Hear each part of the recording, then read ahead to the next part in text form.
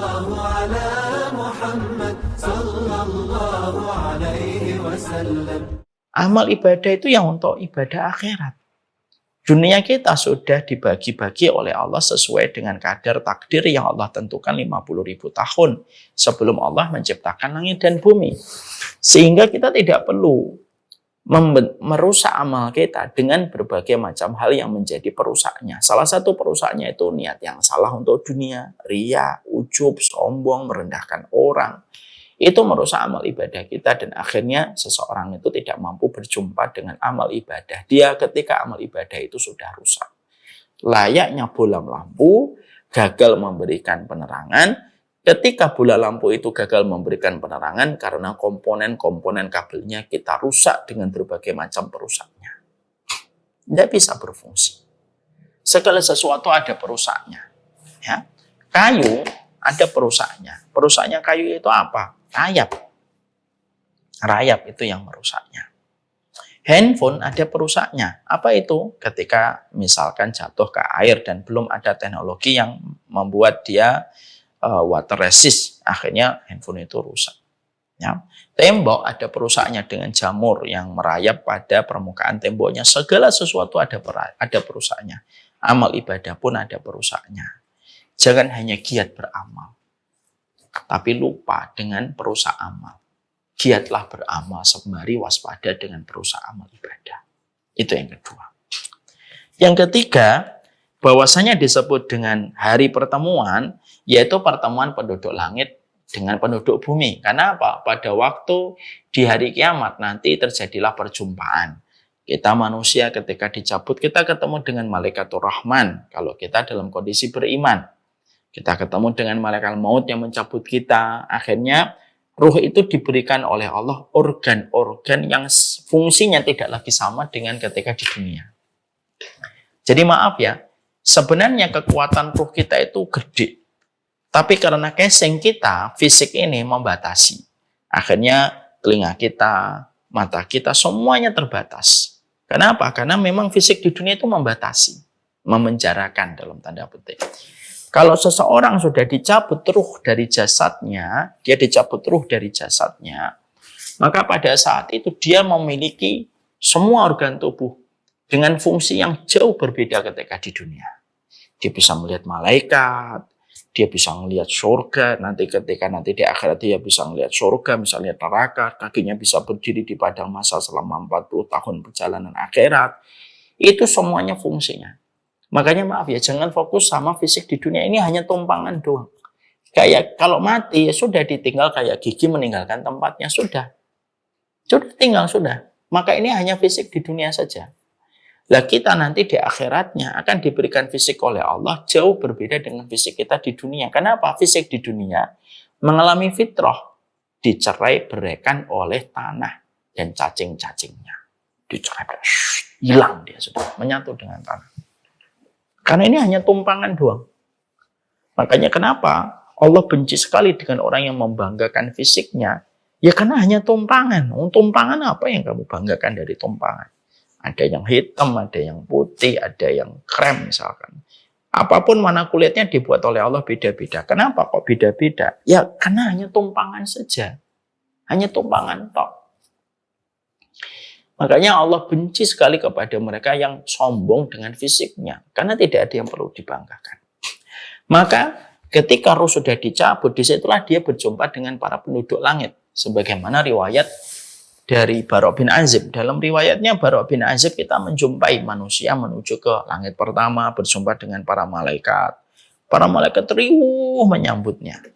Dan manusia yang ruhnya itu diajak ke atas langit yang pertama, dia bisa melihat semuanya. Dia bisa melihat kerumunan para malaikat yang memenuhi langit pertama. Dan dia bisa mendengar langsung bagaimana para malaikat itu lalu mereka berkata, "Manir ruhu hadza thayyib." Siapa pemilik ruh yang indah ini? Siapa pemilik ruh yang indah ini? Maka akhirnya para malaikat yang membawa mereka lalu menjawab, pemilik roh yang sangat indah ini Fulan bin Fulan. Dan dia melihatnya. Makanya hari kiamat disebut dengan perjumpaan. Karena apa?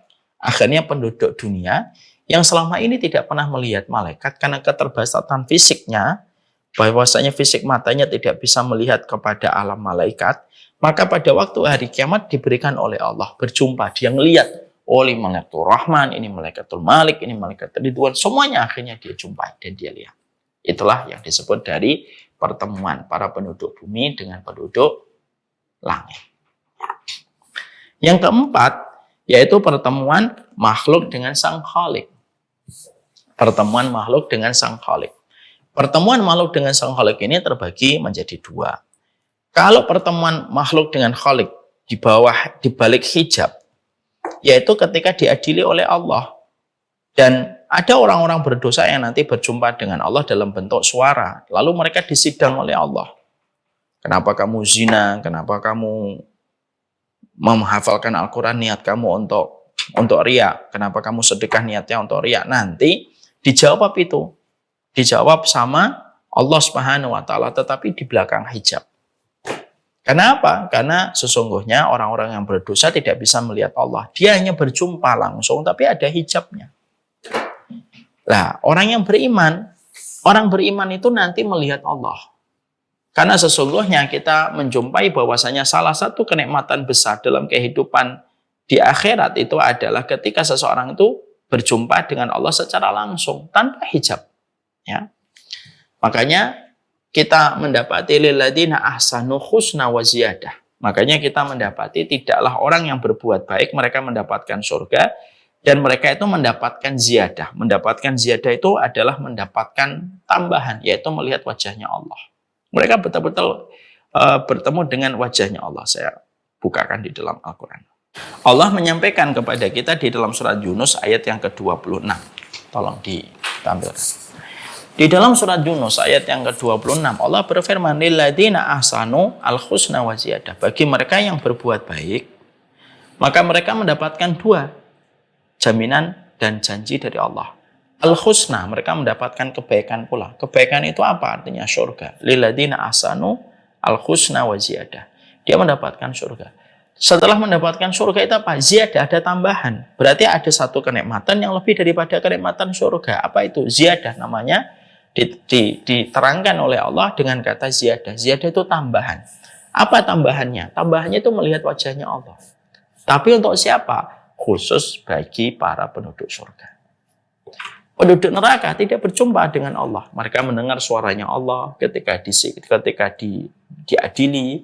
Mereka semuanya mengetahui, mendengar suara itu, tapi di belakang hijab.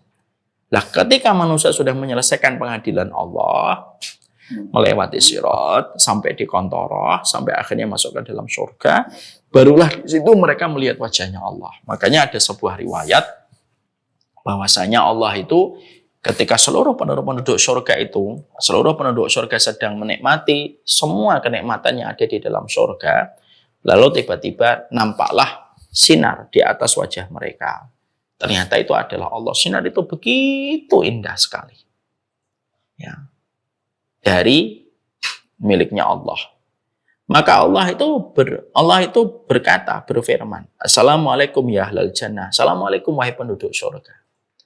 Maka para penduduk surga yang asalnya tadi menikmati semua sajian terbaik yang Allah berikan kepada mereka ketika di surga, mendapatkan sapaan langsung dari Allah, maka mereka itu mendapatkan nikmat itu mengalir seluruh syarafnya itu mendapatkan nikmat itu. Seakan-akan kenikmatan surga itu kalah dibandingkan ketika mereka melihat wajahnya Allah. Lalu diterangkan oleh Rasulullah, fala yaltafitu ila syai'in minan na'imi madamu yang duruna ilaihi. Saking nikmatnya mereka melihat wajahnya Allah itu mereka tidak noleh ke kanan, mereka tidak noleh ke kiri, mereka fokus saja melihat wajahnya Allah itu saking nikmatnya. Lah itulah yang disebut dengan hari perjumpaan. Dan itu nikmat yang besar dan dikatakan bahwasanya proses berjumpanya manusia di surga ketika berjumpa dengan Allah disebut dengan talaqi, berjumpanya manusia penduduk surga ketika berjumpa dengan Allah. Makanya salah satu doa sunnah yang diajarkan oleh baginda Nabi Shallallahu Alaihi Wasallam yaitu ketika baginda Nabi mengajarkan kepada kita sebuah doa yang sangat indah. Allahumma inni as'aluka ladzatan nadhari ila wajhika wa syauqa ila liqa'ika. Ya Allah, aku minta supaya diberikan kenikmatan super maksimal melihat wajahmu. Ya, dan sesungguhnya aku meminta supaya aku tidak pernah kehabisan rasa rindu kepada perjumpaan denganmu. Saya ulang kembali, ayo kita lafadzkan bareng-bareng. Allahumma inni as'aluka laddatan nadhari ila wajhika wasyauqali ila liqaika. Ya Allah, aku memohon kepadamu supaya aku diberikan oleh Engkau kenikmatan memandang wajahmu, dan supaya aku diberikan rasa rindu yang tidak pernah padam untuk selalu ingin berjumpa denganmu.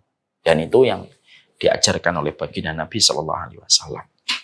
Makanya inilah yang menjadikan kita paham bahwasanya sesungguhnya ini merupakan nama hari kiamat. Jadi nama lain hari kiamat Yaumut Talaqi karena ada 4. Berjumpanya manusia dengan keluarganya yang telah meninggal lebih dulu. Yang kedua, berjumpa dengan amalnya. Berjumpanya manusia antara penduduk bumi dengan penduduk langit.